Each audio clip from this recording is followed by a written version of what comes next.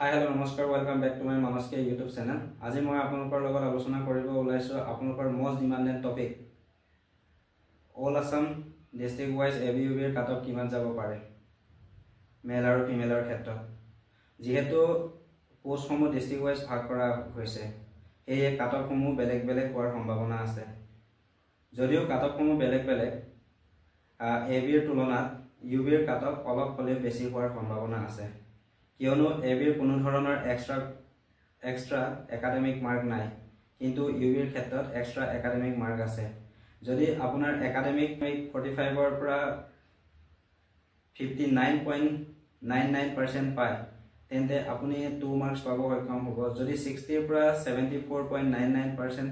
পায় তেন্তে আপুনি 3 মাৰ্কস পাব সক্ষম হ'ব আৰু যদি আপুনি 75 ৰ এবভ হয় বা এবভ মাৰ্ক আছে তেন্তে আপুনি 5 মাৰ্ক অৰ্থাৎ ফুল মাৰ্ক পাব সক্ষম হ'ব হেয়ে এবিৰ তুলনাত ইউবিৰ কাটঅফ অলপ হ'লেও বেছি হোৱাৰ সম্ভাৱনা আছে আমি ডিস্ট্ৰিক্ট ওয়াইজ কাটঅফ আলোচনা কৰাৰ আগতে যদি আপুনি মোৰ চেনেলত নতুনকৈ আহিছে তেন্তে প্লিজ চেনেলটো সাবস্ক্ৰাইব কৰি দিব আৰু কাষত থকা বেল আইকনটো বজাই দিব এনে ধৰণৰ ইনফৰমেটিভ ভিডিঅ'সমূহ আপোনাৰ তাত সোনকালে গৈ পায় এতিয়া আমি আহিছো ইউবিৰ ওপৰত ইউবিৰ বাক্সা ডিস্ট্ৰিক্টত কাটঅফ গৈছিল আপোনাৰ ইউআৰ ক্যাটাগৰীত মেল ক্যান্ডিডেটৰ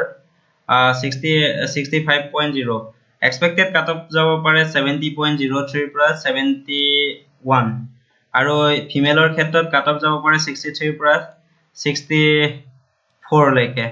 আৰু এসসি ক্যাটাগৰীত মেল ক্যান্ডিডেটৰ কাটঅফ যাব পাৰে বাক্সা ডিস্ট্ৰিক্টত 65 ৰ পৰা 66 আৰু ফিমেল ক্যাটাগৰীত কাটঅফ যাব পাৰে 56 ৰ পৰা 57 আৰু এসটিপি ৰ ক্ষেত্ৰত কাটঅফ যাব পাৰে 69 ৰ পৰা 70 আৰু এসটিপি ৰ ক্ষেত্ৰত এসটিপি ফিমেল ক্যান্ডিডেটৰ ক্ষেত্ৰত 62 ৰ পৰা 63 কাটঅফ যাব পাৰে আৰু এসটি হিলছৰ ক্ষেত্ৰত কোনো ধৰণৰ ৰিজাৰ্ভেশন নাই আৰু ওবিসি এমওবিসি ৰ ক্ষেত্ৰত মেল ক্যান্ডিডেটৰ কাটঅফ যাব পাৰে 65 ৰ পৰা 65 ৰ পৰা 66 আৰু ফিমেল ক্যাটাগৰীৰ কাটঅফ যাব পাৰে 62 ৰ পৰা 63 আৰু ওবিসি টি ট্ৰাইবছৰ কাটঅফ যাব পাৰে 64 ৰ পৰা 65 নেক্সট আহিছো নলবাৰী ডিস্ট্ৰিক্টৰ ওপৰত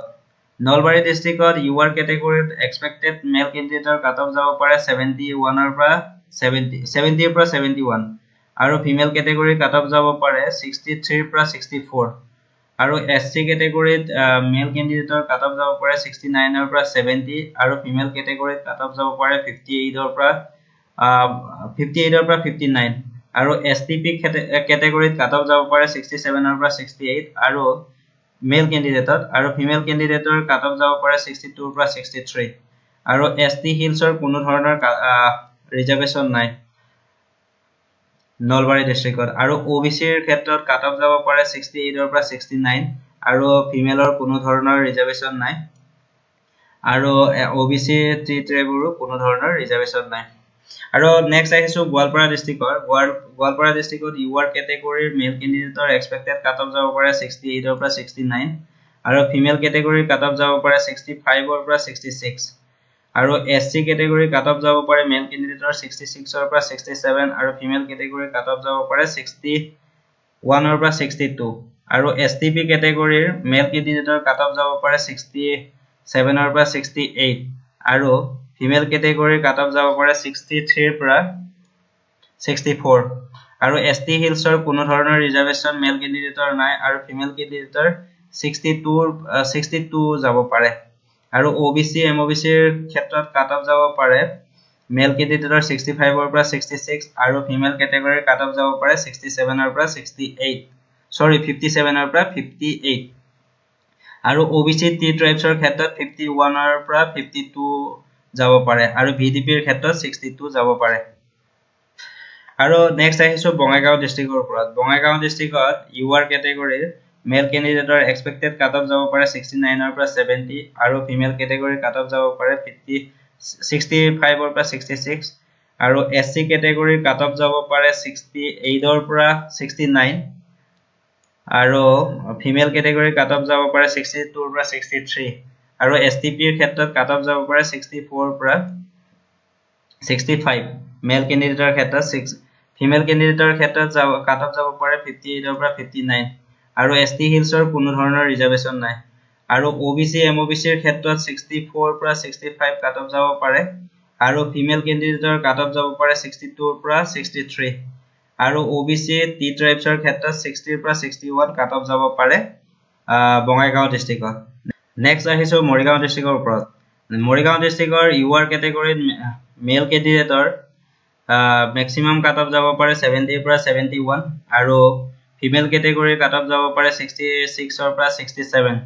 আৰু এসসি ৰ ক্ষেত্ৰত expected male candidate cut off যাব পাৰে 68 ৰ পৰা 69 আৰু ফিমেল ক্যান্ডিডেটৰ cut off যাব পাৰে 65 ৰ পৰা 66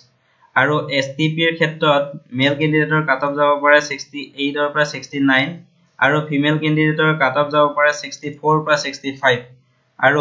এসটি হিলছৰ ক্ষেত্ৰত মেল ক্যান্ডিডেটৰ এক্সপেক্টেড কাট অফ যাব পাৰে 66 ৰ পৰা 67 আৰু ফিমেল ক্যান্ডিডেটৰ এক্সপেক্টেড কাট অফ যাব পাৰে 61 ৰ পৰা 62 আৰু ওবিসি এমওবিসিৰ ক্ষেত্ৰত মেল ক্যান্ডিডেটৰ কাট অফ যাব পাৰে 67 ৰ পৰা 68 আৰু ফিমেল ক্যান্ডিডেটৰ কাট অফ যাব পাৰে 60 ৰ পৰা 61 আৰু ওবিসি